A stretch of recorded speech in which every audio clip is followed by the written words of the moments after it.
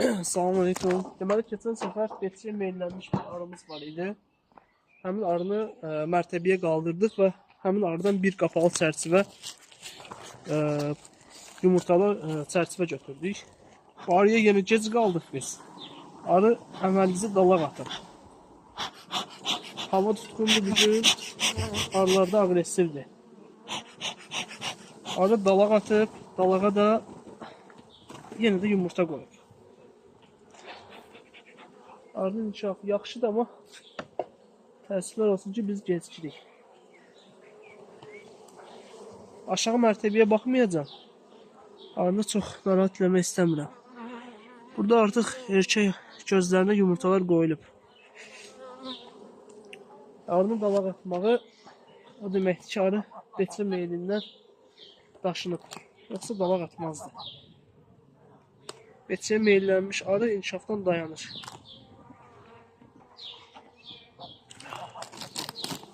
Yenə də hər ehtimala qarşı yuxarı mərtəbədəki çərçivələrə baxaq.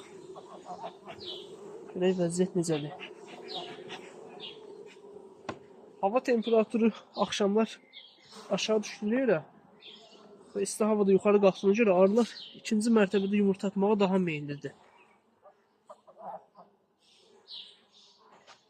Artıq erkək arılar doğulub, yəni bu deməkdir ki, arılar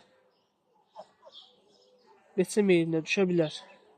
Yəni arıların inkişafı qaydasındadır. Burada da günlük yumurta var.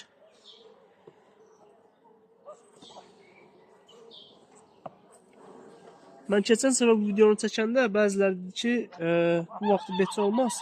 Yəqin ana dəyişməyə getmək istəyir. Və yaxud da ana arısı yoxdur, ölüb. Tamamilə larvadır bura. Bu hissə larvadır. Artıq bir neçə günə üstü qapanacaq. Havalar 25 dərəcənin üzərində stabil vəziyyətdə qalmadığına görə gündüz istiləri arılara fornik gel də tətbiq edə bilmirəm hələ ki.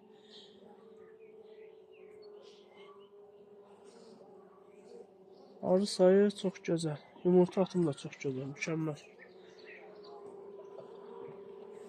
Bu arı cinsindən sadəcə bir də bunu saxlamışam. Qalanların hamısını ləğv edəcəm. Bu da keçən ilin ana arısı olduğuna görə saxlayıram.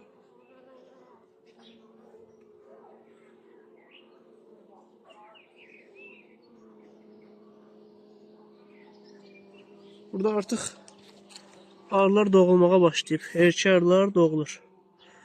Həmsinin burada. Biz kömək edək. Erkək arılar koloniyaya lazımdır. Sağlam, güclü erkək arılar. Çox gözəl. Və burada doğum gerçəkləşir, hələ də dünyaya gəlirlər.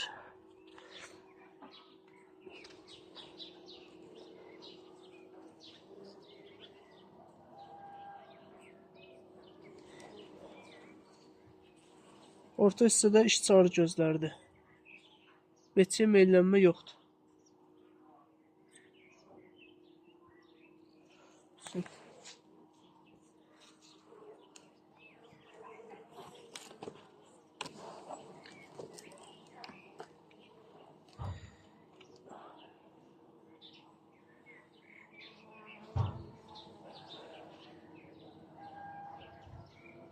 Burada da günlük var.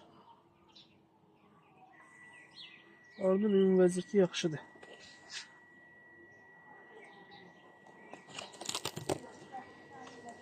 Daha baxmağa ehtiyac yoxdur bundan gerisinə.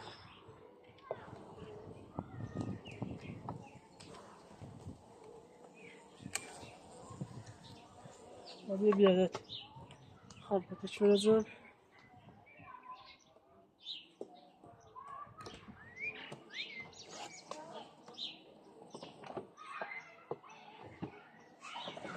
Verək, birdən yenə keçərik. Qalbim yaranmasın. Bu qədər.